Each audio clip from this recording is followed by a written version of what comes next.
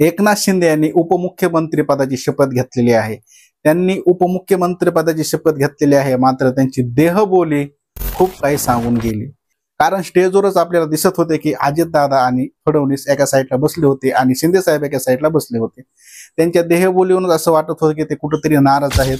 राज्यात बहुमताने सरकार आल्यावर आज 22 दिवसांनी महायुतीचे सरकार स्थापन झाले, मात्र शिवसेना नेते एकनाथ शिंदे हे उपमुख्यमंत्री पदाची शपथ घेणार नाही याला सस्पेन्स आज शपथविधीला अवघे 2.5 तास बाकी असेपर्यंत सुरूच होता।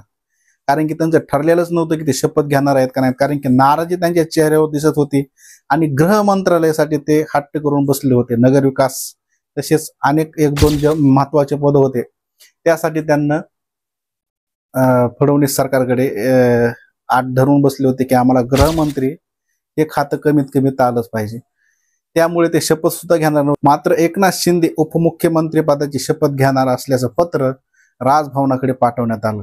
यानंतर ते शपथ घेणार असल्याचं स्पष्ट झालं। अखेर एकनाथ शिंदे यांनी आज पहिल्यांदा उपमुख्यमंत्री पदाची शपथ घेतली, मात्र शपथविधी सोहळ्यात त्यांची देहबोली बरेच काही सांगून गेली। राज्यात महायुतीचे बहुमताने सरकार आले, पण भाजपच्या 132 जागा आल्यामुळे देवेंद्र फडणवीस मुख्यमंत्री व्हावे अशी मागणी करण्यात आली होती। तर दुसरीकडे एकनाथ शिंदे हे मुख्यमंत्रीपदी पुन्हा एकदा संधी मिळत नसल्याने प्रचंड नाराज असल्याची अद्याप ही चर्चा आहे। तसेच देवेंद्र फडणवीस मुख्यमंत्री होणार असतील तर उपमुख्यमंत्री पदासह गृहमंत्रीपद द्यावं अशी मागणी एकनाथ शिंदे यांनी भाजपच्या केंद्रीय नेतृत्वाकडे केली होती। याच पार्श्वभूमीवर कोणत्याही परिस्थितीत उपमुख्यमंत्रीपद स्वीकारणार नाही अशी भूमिका एकनाथ शिंदे यांनी घेतली होती। मात्र शिवसेना पक्षातील आमदारांचा आग्रह आणि देवेंद्र फडणवीस यांची भेट घेतल्यानंतर अखेर एकनाथ शिंदे हे उपमुख्यमंत्रीपद स्वीकारण्यास तयार झाले।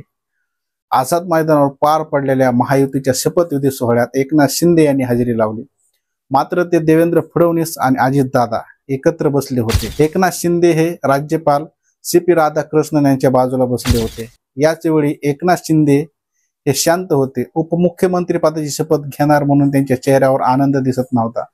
दुसरीकडे देवेंद्र फडणवीस आणि अजितदादा यांच्या गप्पा सुरू होत्या। त्यामुळे अखेरच्या क्षणी एकनाथ शिंदे शपथविधीसाठी राजी झाले असले तरी त्यांच्या चेहऱ्यावरून ते प्रचंड नाराज असल्याचं आपल्याला स्पष्टपणे दिसून येत आहे।